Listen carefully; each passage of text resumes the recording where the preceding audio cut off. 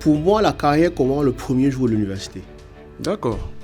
Parce que beaucoup ont l'impression que c'est quand je suis en train de lancer le chapeau en l'air que ma carrière commence. Non, j'aime souvent m'amuser à dire je peux être un ingénieur bac+5 avec 5 ans d'expérience professionnelle.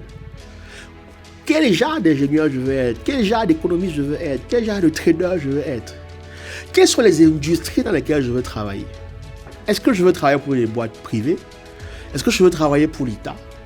Est-ce que je veux travailler pour les ONG? Je dois pouvoir définir. Je crois aussi à la dimension de la terre promise. Ok.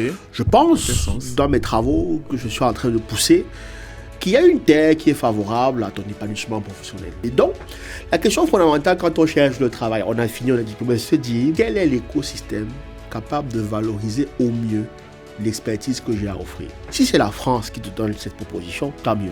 Mais si c'est les États-Unis, si c'est Shanghai, si c'est l'Australie, prends ton billet d'avion, fonce.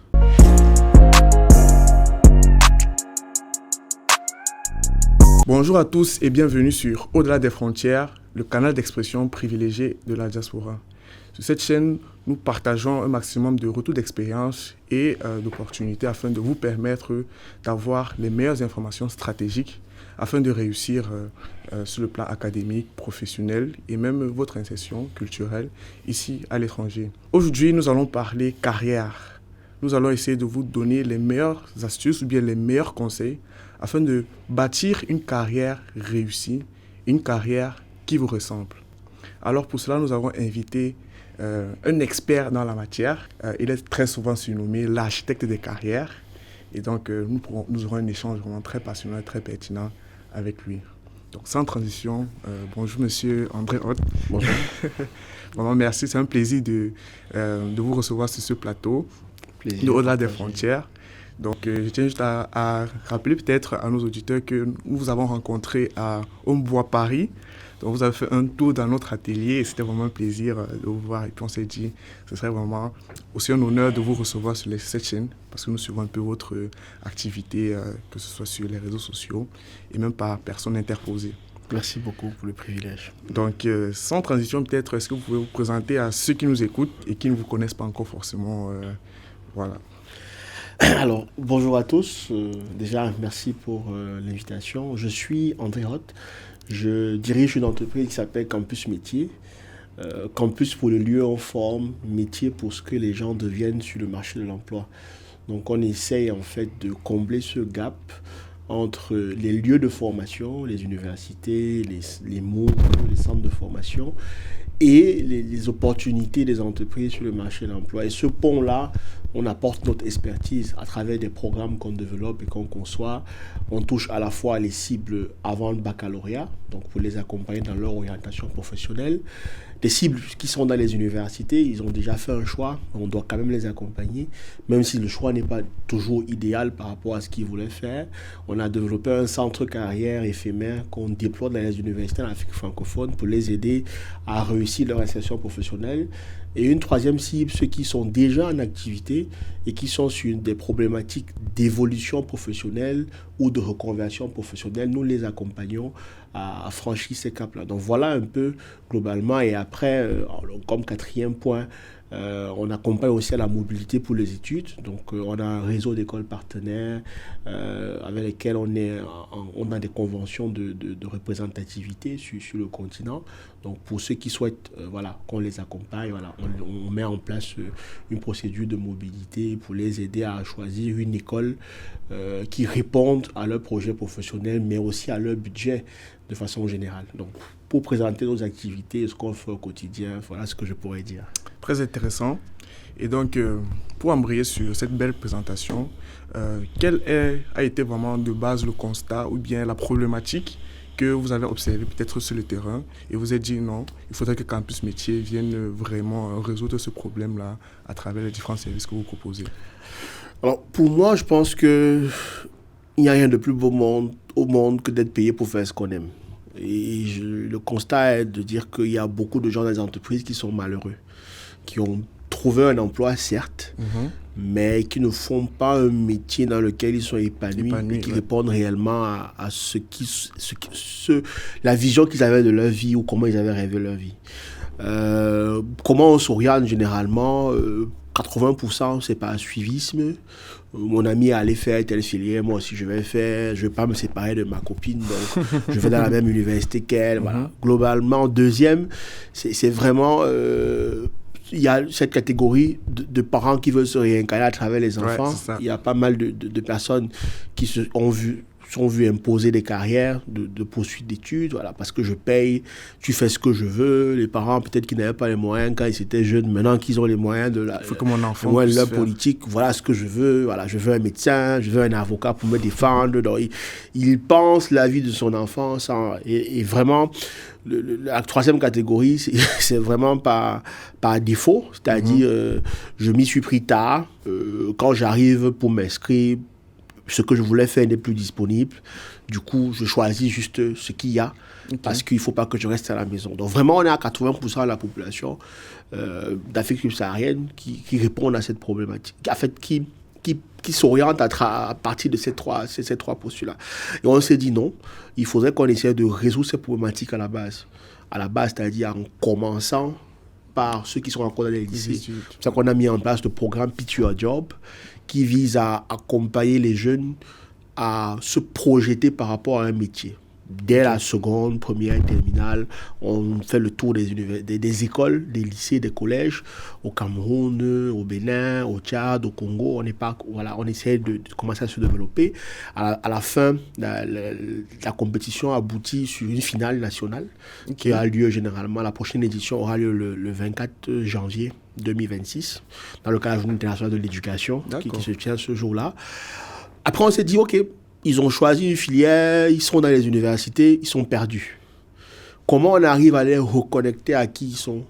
Ou bien, ils ont commencé un parcours, comment on arrive à les apprendre à rentabiliser le choix de poursuite d'études qu'ils ont validé? Ou bien, comment capitaliser sur ce choix et réussir leur réorientation en prenant le meilleur de ce qu'ils ont pu faire? Voilà comment est né le programme Boarding for Job, qu'on déploie dans les universités. Ça peut être des écoles privées. Voilà, on a fait le tour quand même d'une vingtaine d'universités au Cameroun et dans d'autres pays où on a pu intervenir.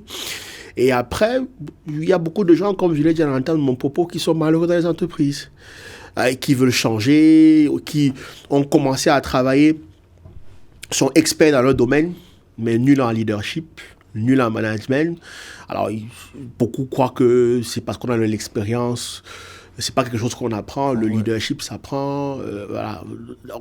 Comment développer l'empathie, comment développer ses collaborateurs, comment amener à transmettre les compétences qu'on a. Beaucoup ne sont pas structurés ou outillés pour ça, bien qu'ils soient techniquement bons et vivent des frustrations dans le monde professionnel. Donc, on est là aussi en termes de coach à l'évolution professionnelle on a monté des programmes pour les accompagner et c'est comme ça que j'interviens aussi dans le cadre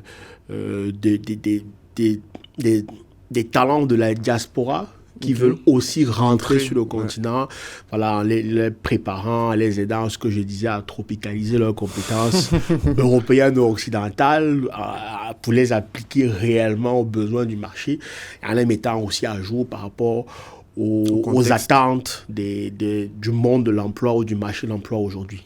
D'accord. C'est vraiment très pertinent et très intéressant, les différents niveaux auxquels vous intervenez. Et donc, si on prend un cas concret d'une personne justement qui se trouve dans le cas de figure où elle ne sait pas concrètement ce qu'elle veut. Donc, on prend un jeune qui est peut-être encore aux études et bon, il ne sait pas forcément comment s'orienter ou bien comment visualiser sa carrière. Quels conseils peut-être pratiques ou bien quels sont les outils que vous pouvez peut-être conseiller à un auditeur, par exemple, qui est dans ce cas de figure, afin de lui permettre, à l'issue peut-être de cette vidéo, d'avoir déjà quelques pistes pour faire de meilleurs choix en fait, d'orientation pour sa carrière.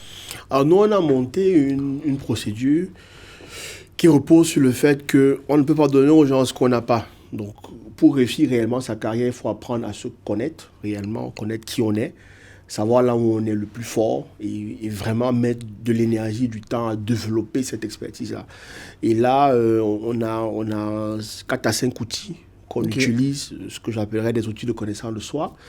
Le premier, généralement, qu'on développe, c'est le RIASEC. Pour ceux qui sont dans l'orientation, c'est vraiment le je veux dire, la base des travaux d'orientation repose sur le RIASEC. C'est un sigle qui RIASEC. ressort ce qu'on appelle les intérêts professionnels. Ok. Alors, le R, c'est le type réaliste. Ok, Le I, c'est l'investigateur, donc qui a un profil investigateur. Le A, c'est le style artistique. Le S, c'est le style social. Le E, c'est le style entrepreneur. Et le C, c'est le style conventionnel. Donc, quand on fait le test, généralement, il ressort 3 types prédominants. Et maintenant, en fonction de ces types prédominants, il y a des couples de métiers qui peuvent découler de ça. Ça, c'est le premier. Le deuxième test, c'est le MBTI, qui lui ressort 16 spécialisations en termes de parcours, de profil, qui va de l'introversion à l'intuition. Il y a des gens qui sont très intuitifs, mais qui ne savent pas que l'intuition, c'est une compétence qu'ils peuvent développer et qui répondent à des métiers bien spécifiques.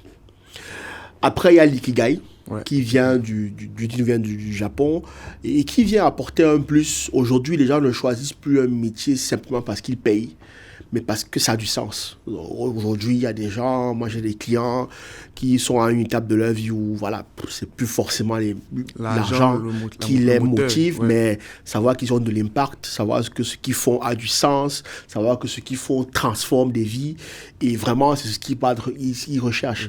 Et l'ikigai, en fait, ressort 4 R qui va de qu'est-ce que tu aimes, qu'est-ce qui te passionne, là où tu es le meilleur, là où tu peux vraiment gagner de l'argent et ce qui fait tourner le moteur économique de façon générale. À ces 3-là, j'ai associé 2 autres, connus du management, par exemple. Je parlerai du SWOT, l'analyse SWOT, parce que je parle d'un principe que nous sommes un produit qui devons nous vendre dans un environnement qui s'appelle le marché d'emploi. Donc, c'est important de connaître clairement quelles sont nos forces, quelles sont nos faiblesses, quelles sont les menaces de notre profil par rapport aux attentes du marché et quelles sont les opportunités qu'on peut saisir par rapport au marché. Et je termine par la loi de Pareto que j'ai contextualisée dans le monde de la recherche d'emploi en disant quelles sont les 20% des compétences que je possède capables de m'ouvrir 80% d'opportunités. Ce n'est pas tout ce que j'ai appris dans l'informatique, si je suis informaticien, ou bien dans l'agronomie, si je suis ingénieur agronome, que je vais vendre sur le marché de l'emploi. Je dois pouvoir identifier les 20% des compétences que je maîtrise parfaitement et voir leur correspondance sur le marché de l'emploi en termes d'opportunités. Et là, réellement, je pense que on arrive, en couplant les seins, à avoir vraiment un taux de conversion à 95%, parce qu'on touche tout. On touche vraiment la vision de la personne, on touche ce qu'on appelle purpose, le why, pourquoi je fais les choses, parce qu'aujourd'hui, vraiment, ça a du sens. La génération, aujourd'hui, Z, Y, est vraiment très orientée vers voilà, ils ne veulent plus un métier. Et vous allez voir que le taux de rotation aujourd'hui, c'est même plus comme avant que les gens faisaient des carrières de 10 ans. Aujourd'hui, tous les 2 ans, 3 ans, voilà, il y a des gens qui bougent parce qu'ils veulent autre chose, ils veulent d'autres challenges, d'autres, voilà.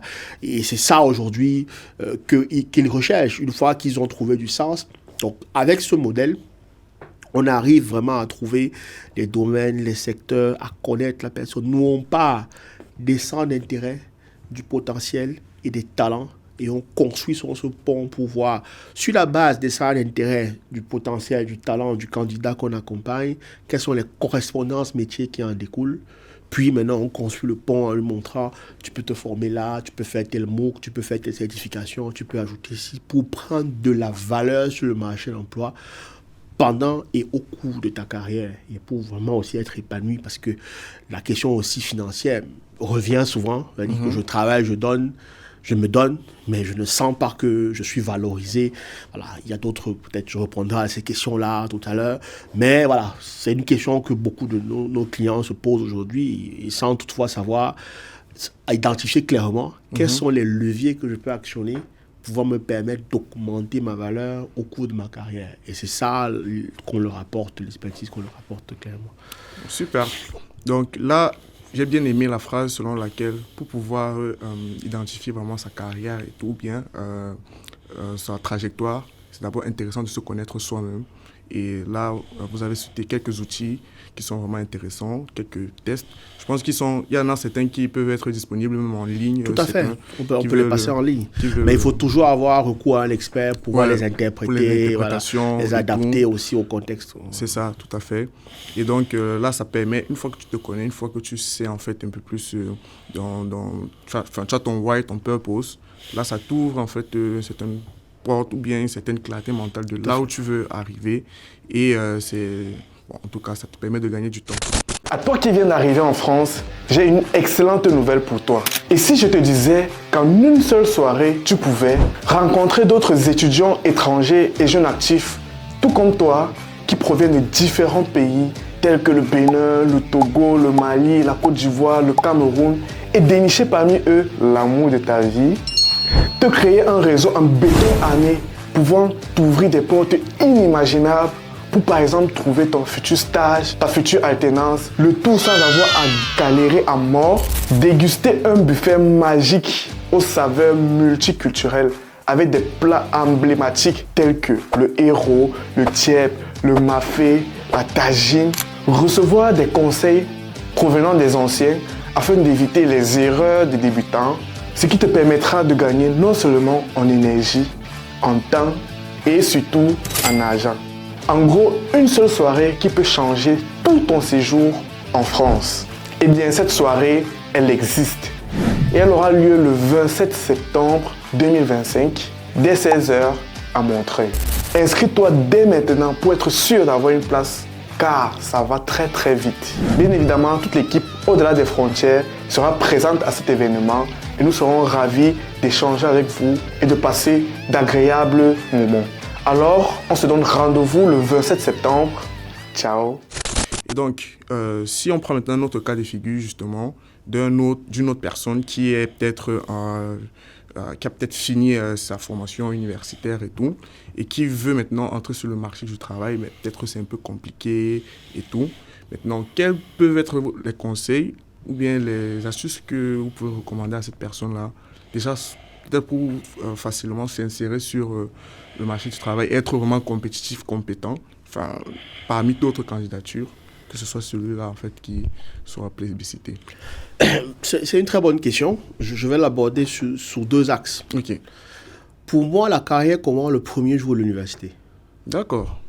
Parce que beaucoup ont l'impression que c'est quand je suis en train de lancer le chapeau en l'air que ma carrière commence. Non, ma carrière commence le premier jour de l'université. Je dirais même, si je suis sur un cursus d'ingénieur, j'aime souvent m'amuser à dire je peux être un ingénieur bac plus 5, avec 5 ans d'expérience professionnelle.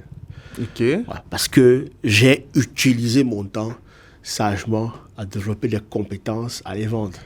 Donc la problématique du premier jour où on met le pied à l'université, c'est de se dire comment pendant et après ma formation, je peux développer les compétences dont les entreprises ont besoin capables avant et après ma formation pour pouvoir valoriser mon expertise. Okay. Donc chaque jour, je dois... Alors, deuxième chose que beaucoup d'étudiants ne font pas souvent, c'est de dire quel genre d'ingénieur, quel genre de professionnel, quel genre de talent je vais être au terme de ma formation. Quelles sont les exigences, les attentes et les obligations des entreprises dans lesquelles j'aimerais travailler. Je dois les intégrer dans l'équation dès le premier jour. Je dois commencer à développer cette expertise dès le premier jour. Comment est-ce que je me vois? Quel genre d'ingénieur je veux être? Quel genre d'économiste je veux être? Quel genre de trader je veux être? Quelles sont les industries dans lesquelles je veux travailler? Est-ce que je veux travailler pour les boîtes privées? Est-ce que je veux travailler pour l'État? Est-ce que je veux travailler pour les ONG? Je dois pouvoir définir. Zone géographique, je veux travailler où? J'ai quitté mon pays d'origine, la Côte d'Ivoire, le Cameroun, le Tchad, je suis arrivé en France. Ok, est-ce que je veux travailler en France? Comment je me vois? Est-ce que ce que la France propose aujourd'hui en termes d'opportunités répond au profil que je me suis défini personnellement? Est-ce que la France est capable de me payer à la hauteur de... Voilà. Quel est l'écosystème? Donc vraiment, c'est des questions froides qu'il faut être capable de se poser. Alors quand on se les pose tard, et qu'on doit être en train de changer son titre de séjour, on doit être en train, la famille au pays, c'est qu'on a déjà payé 5 ans, il faut te battre, tu vas plus revenir dire que j'ai besoin, aidez-moi encore, non, il faut aller sur le marché. Ça mène une pression. On aborde la chose avec beaucoup plus de pression. Or, quand cette pression-là, on l'absorbe beaucoup plus tôt, en se posant les questions beaucoup plus tôt, vraiment, ça change tout. Maintenant, la question de l'aide, ça c'était le premier volet. La question de l'insertion professionnelle, elle est très profonde. Et vraiment, pour moi, quel que soit là où on est, qu'on soit, on a été formé au Cameroun, aux États-Unis, à Shanghai, en France, il faut pouvoir définir le type de talent qu'on veut être pour les entreprises, premièrement. Deuxièmement, ça c'est très typique de ceux qui sont au pays. Je suis né à Yaoundé, j'ai étudié à Yaoundé, je dois travailler à Yaoundé. Je crois que la mobilité apporte un plus. Lorsque pendant son parcours universitaire, on voulait faire un travail où on va aller à l'international, je dois pouvoir intégrer cette dimension internationale pendant même mon parcours universitaire. De temps en temps, faire des learning trips, aller visiter ces pays-là, faire des immersions. Quand je prends mes vacances, ce n'est pas des congés, c'est des congés pour aller faire une étude de marché professionnelle du pays dans lequel je veux aller. Donc, vraiment arriver toujours à joindre l'utile et l'agréable par rapport au type de projet qu'on veut se fixer. Parce que moi, je crois en deux choses. Il y a le talent. Allez, j'ai développé une expertise dans un domaine bien précis. Mais moi, je crois aussi à la dimension de la terre promise. Je pense, dans mes travaux que je suis en train de pousser, qu'il y a une terre qui est favorable à ton épanouissement professionnel et qu'il faut pouvoir l'identifier. Moi, je connais des gens qui travaillent mais sont malheureux parce qu'ils se sont projetés, par exemple, que tant qu'ils ne sont pas arrivés à la 11e région du Cameroun, le Canada, ils ne sont pas heureux. Donc, oui, il y a des écosystèmes capables de offrir à X ou Y du meilleur offre en termes d'opportunités. Donc, la question fondamentale quand on cherche le travail, on a fini, on a diplômé, c'est de se dire quel est l'écosystème capable de valoriser au mieux l'expertise que j'ai à offrir. Si c'est la France qui te donne cette proposition, tant mieux. Mais si c'est les États-Unis, si c'est Shanghai, si c'est l'Australie, prends ton billet d'avion, fonce. Mais on revient sur ce que j'ai dit préalablement, qu'il y a un travail de préparation. C'est une question qu'on se pose avant. C'est des données, des inconnus qu'on n'a pas, qu'on essaie de résoudre et de solutionner au fur et à mesure qu'on évolue dans son parcours universitaire, de manière à ce que quand on sorte, qu'on ait une ligne directe, on sait où on va. Et quelque chose de fondamental qui va venir donc, en termes de fondation derrière, ce qu'on appelle le réseau professionnel. Beaucoup d'étudiants d'Afrique subsaharienne francophone n'intègrent pas très vite cette dimension réseau. Donc, il faut connaître, parce qu'aujourd'hui, le réseau n'est pas juste une liste de numéros de téléphone dans son annuaire. Voilà. C'est un cercle d'influence. Donc, il faut être capable d'avoir au bout du fil quelqu'un qu'on peut contacter si on veut postuler quelque part et de lui demander je veux connaître le macro-environnement dans lequel je veux intégrer. Qu'est-ce que tu peux me donner comme conseil, recommandation? Est-ce qu'on peut passer 2-3 coups de fil? Parce que souvent, dans certaines positions, voilà, ça peut jouer. Cette préparation-là de connaître réellement l'environnement dans lequel on est peut être game changer dans un entretien parce qu'on a on est déjà préparé, celui qui réussit généralement l'entretien est celui qui a le maximum d'informations sur l'entreprise et qui est capable de faire le lien entre les compétences qu'il a offert et la vision et les missions de l'entreprise. Il faut vraiment un alignement entre mon projet professionnel, mon projet de carrière, comment est-ce que je me projette dans l'avenir. Et l'entreprise dans laquelle je veux intégrer, quelle est sa mission, quelle est sa vision, ce sont les actions, comment elle a décliné son développement, son déploiement. Mais est-ce que mon projet de vie cadre avec ce que cette entreprise a à me proposer? Et quand on a répondu à ces ensembles de questions, oui, il faudrait qu'on soit au moins à 80% pour atteindre un taux de satisfaction et d'épanouissement personnel. Parce que on donne nos vies aux entreprises, on passe presque tout notre temps au déprimant parfois de nos familles qui le vivent parfois mal.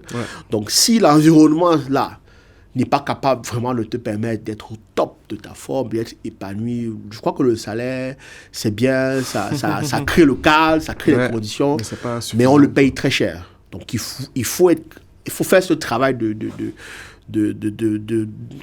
se poser ces questions fondamentales très tôt pour résoudre les équations au fur et à mesure qu'on évolue et avoir une vision claire au moment où on est en train de lancer le chapeau en l'air.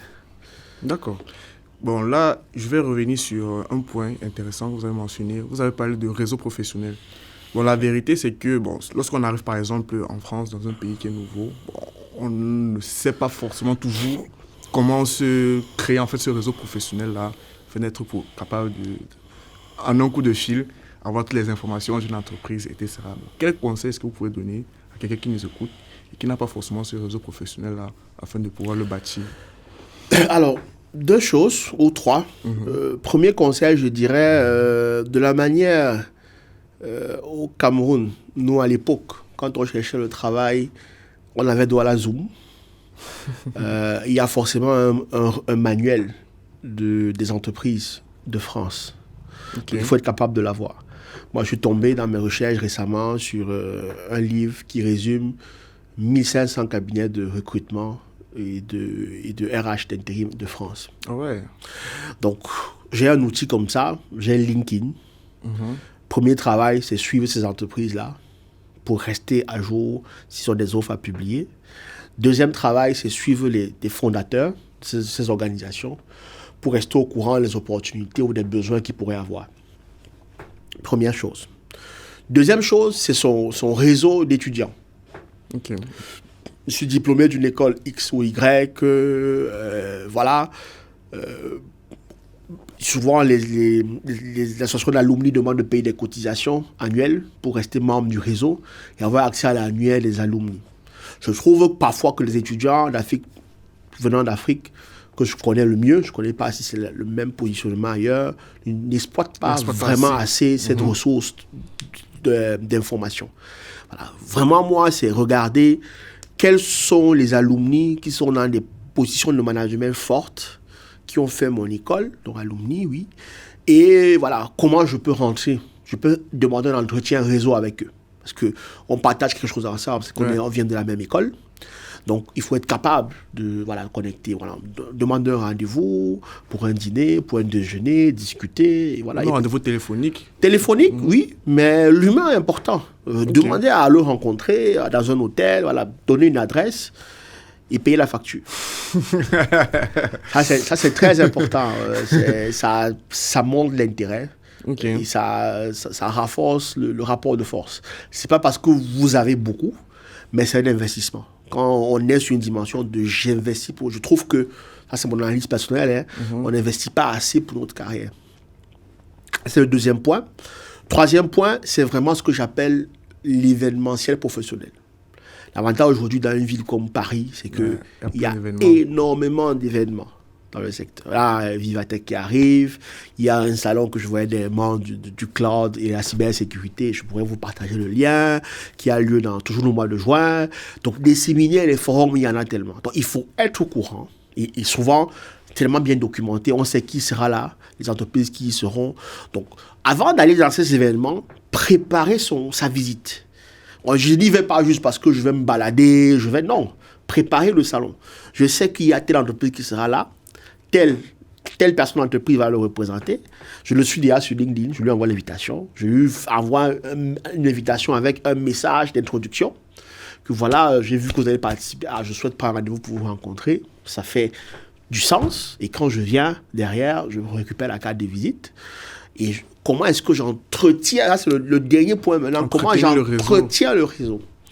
Sur des personnes clés, ça peut être des remerciements ou bien des joyeux anniversaires, des bonnes années. Et vraiment, parfois même, moi, je vais jusqu'à faire des cadeaux, c'est-à-dire en début d'année, voilà, pour des personnes clés de ton réseau que tu entretiens et qui t'apportent vraiment, où tu as pu vraiment développer une relation de mentorat. C'est vraiment de temps en temps, voilà, faire des petits cadeaux, des petits goodies ou des petits voilà, pour garder le lien. Et quelque chose de fondamental et qu'on néglige souvent, toujours se dire qu'est-ce que moi je peux apporter. Souvent, quand on a quelqu'un d'expérimenté en face de nous, on se dit bon, on peut rien lui il a 15 ans d'expérience, plus que moi. il gagne peut-être 100 000 euros, ou bien, je ne sais pas, vraiment, moi, non, chaque personne a des failles. Chaque personne a des challenges. Donc, il faut avoir assez d'intelligence émotionnelle pour déceler chez l'autre qu'est-ce qu'on peut apporter à cette personne-là. Et c'est là où tout se joue. Donc, dès que tu as trouvé ça, voilà, tu prends de la valeur parce que tu apportes quelque chose. Tu n'es pas juste dans une relation toujours de je demande, je veux. C'est gagnant-gagnant. Voilà, et ça casse les codes. Et c'est comme ça que tu commences à prendre de la valeur et à te respecter. Et l'autre chose aussi, beaucoup quand ils arrivent en stage ou démarrent leur carrière, sont souvent dans un rapport de je demande tout à mon supérieur hiérarchique. Quand on est dans ce rapport, très souvent, ce que le supérieur hiérarchique garde, c'est que cet étudiant n'est pas autonome. C'est bien de vouloir demander, mais c'est mieux de demander à quelqu'un d'autre ou bien d'apprendre ailleurs et de venir montrer que tu connais. Là, ça crée un sentiment dans la tête de ton supérieur hiérarchique qu'il est autonome, il avance, mais il ne sait pas comment tu te casses la gueule pour être là. Tout ce qu'on demande à la base, c'est l'approbation. Dès que tu as été validé par tes pairs ou bien ton management, c'est fini. Voilà, la confiance, elle est là. Il faut être juste capable de la développer, de la créer. Donc voilà quelques astuces que je pourrais donner. Et je pense que ça marche parce que je vois comment ceux que j'accompagne arrivent à développer, à gravir les montagnes très rapidement.